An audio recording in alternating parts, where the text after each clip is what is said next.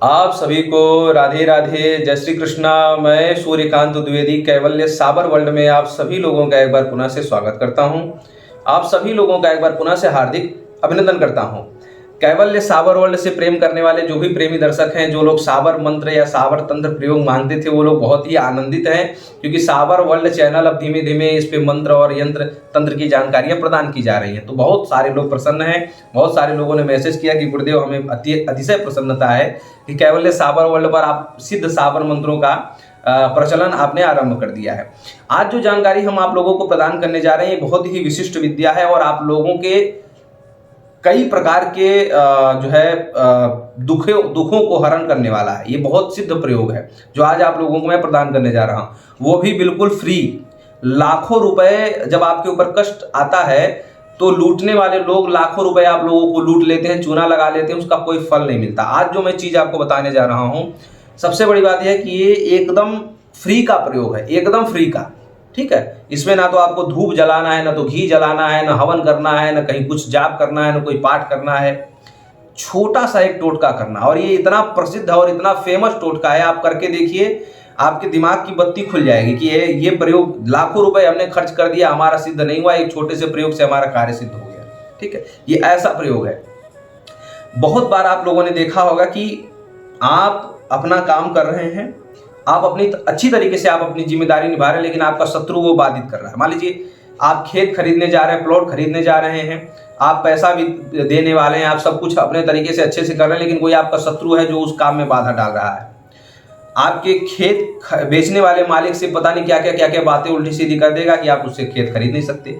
मान लीजिए आपकी शादी तय हो रही है, कोई आपका दुश्मन है जो जाकर के आपकी शादी करने वाले यानी कि वधू वाले रिश्तेदारों को कह देता है कि ये लड़का तो खराब है, ये तो शराबी जुआरी है, इससे शादी करने लायक नहीं है, जो कि लड़का अच्छा है, बस उसके बारे में भड़का दिया गया। या फिर किसी लड़की की शादी हो रही है, किसी बेटी की शादी हो रही है, लड़के वालों को फोन करके उल्टा सीधा कह दिया, अरे जिससे शादी कर रहे हो लड़की।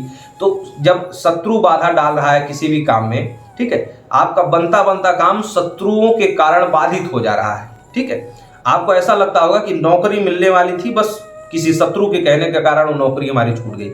हमारा प्लॉट होने वाला था, लेकिन किसी शत्रु के कारण वो हमारा प्लॉट जमीन छूट गया। हमारी शादी होने वाली थी, लेकिन हमारे किसी शत्रु के बाधा के कारण वो शादी हमारी नहीं रुक पाई। या ऐसा बड़े से बड़ा काम आप लोगों का, चाहे सरकारी काम हो, चाहे प्राइवेट काम हो, निजी काम हो, किसी शत्रु के बाधा डालने के कारण, किसी शत्रु के चुगली जोड़ने के कारण, या गलत इंफॉर्मेशन देने के कारण, गलत सूचना देने के कारण आपका तय तमाम वाला काम अगर रुक जाता हो। अब बहुत केसों में ऐसा होता है कि आप शत्रु का नाम भी जानते हैं कि आपका विवाह कौन तोड़ रहा है, आपका जमीन मकान बनने से कौन तोड़ रहा है, आपका सरकारी काम होने से कौन तोड़ रहा है। ठीक है, ये आप जानते हैं, लेकिन आप उसका कुछ बिगाड़ नहीं सकते। ठीक है, प्रत्यक्ष रूप में आप उसका कुछ नहीं बिगाड़ सकते, जानते हैं। बहुत बार ऐसा होता है कि आपका ही सगा भाई, आपका ही सगे लोग, आपके ही खून के रिश्तेदार लोग आपका जो है बुरा चाहते हैं, आप उनका कुछ कर नहीं सकते। ठीक है, बहुत केसों में ऐसा होता है कि आप शत्रु के बारे में अच्छे से जानते हैं, उसकी बुराइयां खूब खूब सुन रहे हैं, उसके बारे में आपके आसपास के लोग आकर के बता रहे हैं, लेकिन आप उसके ऊपर पुलिस केस भी नहीं कर सकते। ये मजबूरियां भी बहुत लोगों के सामने हैं, जैसा कि हमें समाज से सुनने को मिलता है। तो हम ये बातें आपको यहाँ पर बता पा रहे हैं। ये सारी चीजें मैं जो बता रहा हूँ, ये सब समाज के लोगों ने हमें बताया है, तब मैं आपको ऐसे बता पा रहा हूँ। ये सारी कंडीशंस आती हैं हर व्यक्ति के सामने, कुछ नहीं कर सकते आप उस समय। अच्छा, ये तो हो गया इंसानी बाधा। दूसरा ये है कि आपके जीवन में जब बार बार बाधाएं आती हैं, तो आप क्या करते हैं कि कुंडली दिखाते हैं किसी ज्योतिषी के पास जाकर के। तो कुंडली बताते हैं कि राहु के कारण ये बाधा आ रही है, शनि के कारण ये बाधा आ रही है, बुध के कारण ये बाधा आ रही है, चंद्रमा के कारण ये बाधा आ रही है। तो मानव जनित बाधा या फिर ग्रह जनित बाधा। ठीक है, और ये बहुत लोग ये बताते हैं कि पितृ दोष के कारण आपका एक काम बंध रहा है, या फिर ये दोष के कारण आपका एक काम बंध रहा है, बहुत सारी चीजें। तो चाहे मानव जनित बाधा हो, चाहे ग्रह जनित बाधा हो, चाहे पितृदोष जनित बाधा हो, तीनों बाधा एक ही प्रयोग से, एक ही तंत्र से आपका तीनों बाधा खत्म हो जाएगा। ठीक है, चाहे शत्रु परेशान कर रहा हो, चाहे ग्रहों से पीड़ा मिल रही हो, या फिर पितृदोष आदि से पीड़ा मिल रही हो। पितृदोष शांत नहीं होगा, पितृदोष खत्म नहीं होगा ना तो शांत होगा। पितृदोष शांत करवाने के लिए आचार्य से आपको मिलना पड़ेगा, गया श्राद्ध या काशी में श्राद्ध या फिर तांत्रिक प्रयोगों से पितृ शांत करवाना पड़ेगा, वो अलग प्रोसेस है। लेकिन हाँ, उस समय जो आपका एक विशेष काम है, जो किसी विशेष दोष के कारण बाधित हो रहा है, चाहे मानव जनित दोष के कारण, चाहे ग्रह जनित दोष के कारण, चाहे पितृदोष जनित दोष के कारण, ये तीनों ही प्रकार के दोषों का जो है उस समय वो बाधा जो है वो काम के लिए बाधा खत्म हो जाएगा जब आप ये प्रयोग कर देंगे। ठीक है, बाकी वो दोष बने रहेंगे, ग्रहों का दोष बना रहेगा, पितृदोष भी बना रहेगा, वो जो मनुष्य है वो दुश्मन भी आपका बना रहेगा, दुश्मनी खत्म नहीं हो जाएगी, लेकिन हाँ उसके कारण जो एक विशेष काम में बाधा आ रही है वो खत्म हो जाएगा, वो बाधा अब नहीं आएगी। ठीक है, वो काम आपका सिद्ध हो जाएगा और आप जो है कई अनेक अलग अलग काम करने के लिए अलग अलग प्रक्रिया भी कर सकते हैं। कैसे करेंगे वो मैं आपको बताऊंगा। आप लोगों को क्या करना है, एक सफेद कागज लेना है। ठीक है, सफेद कागज पर जिस दुश्मन से आप जो कार्य की बाधा हो रही है, जिस दुश्मन के कारण, दुश्मन का नाम पता ही होना चाहिए, और ग्रह अगर बाधा कर रहा है तो ग्रह पता होना चाहिए, अथवा किसी ने कहा कि पितृदोष लगा है तो पितृदोष वहां पर लिखना पड़ेगा। जिस भी कारण से आपको बाधा हो रही है, जिस काम में बाधा हो रही है, जैसे कि उदाहरण के तौर पर मान लीजिए कि कोई जो है किसी के दुश्मन का नाम है राजेश, किसी के दुश्मन का नाम है राजेश और उसकी शादी में बाधा, वो दुश्मन राजेश जो दुश्मन है वो शादी में बाधा डाल रहा है, तो यहाँ पर लिखना रहेगा राजेश, उसका पूरा सरनेम, ठीक है, गुप्ता वर्मा जो भी हो, तो राजेश वर्मा हमारी शादी में बाधा डाल रहा है, इतना लिखना है। अपना नाम वगैरह नहीं लिखना है, बस ये लिखना है कि राजेश अमुक दुश्मन है, ये हमारे इस कार्य में बाधा डाल रहा है, इतना आप सफेद कागज पर लिखेंगे। किस कलम से लिखेंगे? काली कलम से लिखेंगे। सफेद कागज पर काले कलम से, काले स्केच पेन से, या फिर काला रंग घोल करके किसी भी जो है उससे लिख सकते हैं, लकड़ी से लिख सकते हैं, काले पेन से लिख लीजिए, काले स्केच से लिख लीजिए, आपकी मर्जी। अब आपने सफेद कागज पर काले उससे वो लिख लिया, अपनी परेशानी, बाधा करने वाला व्यक्ति और बाधा, ये दोनों लिख ली, किस काम में बाधा आ रहा और बाधा कौन कर रहा है, ये लिख लिया आपने। काले धागे से उसको अच्छे से कागज को तही ऐसे कई परत में मोड़ करके काले धागे से उसको इतना लपेटना है कि वो पूरा कागज काला हो जाए। ठीक है, मतलब चारों तरफ से उसको ऐसे लपेट देना है कि वो कागज ना दिखे, बस धागा दिखे काला वाला। ठीक है, पतला वाला जो सिलाई वाला धागा आता है उससे आप लोग लपेट लीजिएगा। हम जो ये प्रक्रिया करवाते हैं तो सिलाई वाले धागे से ही करवाते हैं। ठीक है, जैसा हमने आज तक करवाया है लोगों से, तो ये आपको कर लेना है। उसके बाद आपको शनिवार या मंगलवार के दिन ये क्रिया करनी है। शनिवार के दिन करेंगे या फिर मंगलवार के दिन करेंगे। आप कहाँ जाएंगे? आपके परिचय में पीपल का पेड़ होना चाहिए, लेकिन वो पीपल का पेड़ ऐसा जगह होना चाहिए जहां पर आपको रोज जाने की जरूरत ना पड़े, या फिर आपको वहां जाने की कभी जरूरत ना पड़े। ऐसे एकांतिक किसी पीपल के पेड़ के पास जाना है। पीपल का पेड़ आपके घर के आसपास भी होगा, वहां पर नहीं जाना, क्योंकि आपके घर के आसपास का जो पीपल का पेड़ रहेगा वहां पर आपका रोज आना जाना रहेगा। ठीक है, या फिर ऐसे पीपल के पेड़ के पास बिल्कुल भी ये क्रिया मत करिएगा जहां पर आप पूजन करते हो।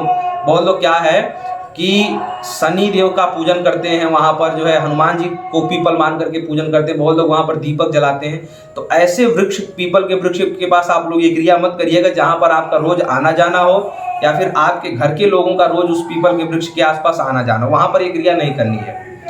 ऐसे जगह आप लोग पीपल के वृक्ष का चयन करेंगे जिस जगह आप स्वयं कभी आते जाते ना हो, या फिर आपके परिवार का कोई सदस्य आता जाता ना हो। आप चाहें तो 2-4-10 किलोमीटर दूर जा सकते हैं।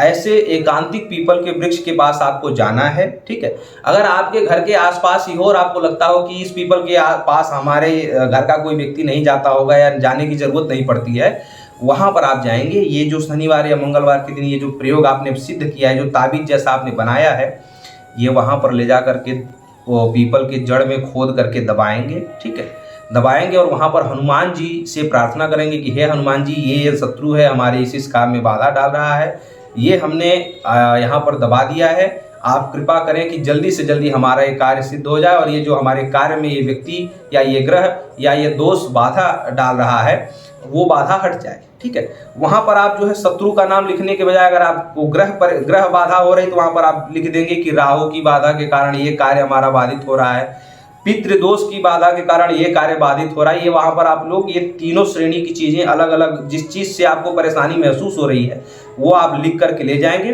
ठीक है, एक बात ये है कि अगर इंसान से परेशानी बाधा आपने लिख दिया तो वहां पर फिर ग्रह बाधा नहीं लिखेंगे, और ग्रह बाधा लिख दिया तो वहां पर पितृ बाधा, पितृदोष की बाधा वगैरह नहीं लिखेंगे। एक ही बाधा, जो आपको बाधा एकदम से कंफर्म हो जाए कि इसके कारण हमारा जीवन का ये विशेष कार्य बाधित हो रहा है, वही दुश्मन का नाम और वो जो है कार्य की बाधा जो हो रही वो लिख करके ले जाएंगे, वहां पर दबाएंगे, थोड़ी देर वहां बस प्रार्थना करेंगे कि इस दुश्मन के कारण हमारा ये, या इस ग्रह के कारण, या इस दोष के कारण हमारा जीवन का ये कार्य, विशेष कार्य बाधित हो रहा है। ये कार्य माताएं बहनें भी कर सकती हैं, हर व्यक्ति कर सकता है, कोई इसमें बाध्यता नहीं है और कोई खतरे वाली बात इसलिए नहीं क्योंकि इसको दिन में करना है, रात्रि में करने की जरूरत नहीं है। शनिवार या मंगलवार के दिन में आप भले धूप में कर सकते हैं, कोई दिक्कत नहीं है, ठीक है। एकांतिक पीपल के वृक्ष के पास जाना है। और एक बात ध्यान देना कि जब आप घर से निकलेंगे और जब घर में घुसेंगे तो निकलते समय और जाते समय आपको कोई भी कुछ भी बोले, कोई किसी भी प्रकार का टोक लगाए, आपको नहीं बोलना है। आप जब वो जो काला धागे से लपेटा हुआ ताबीज लेकर के घर से निकलेंगे तो उसके बाद आपको किसी से कुछ बोलना नहीं और घर के किसी भी सदस्य से बताना नहीं कि हम क्या किए हैं, क्या करने जा रहे हैं, कुछ नहीं। आपने बनाया, आपने काले धागे में मोड़ा और आप घर से चंपत बने, ठीक है। जब वो क्रिया करके आए, जब आप घर में घुस गए, घर में घुसने के बाद आपको मुंह धोना है, यानी कि मुंह में पानी लेके कुल्ला करना।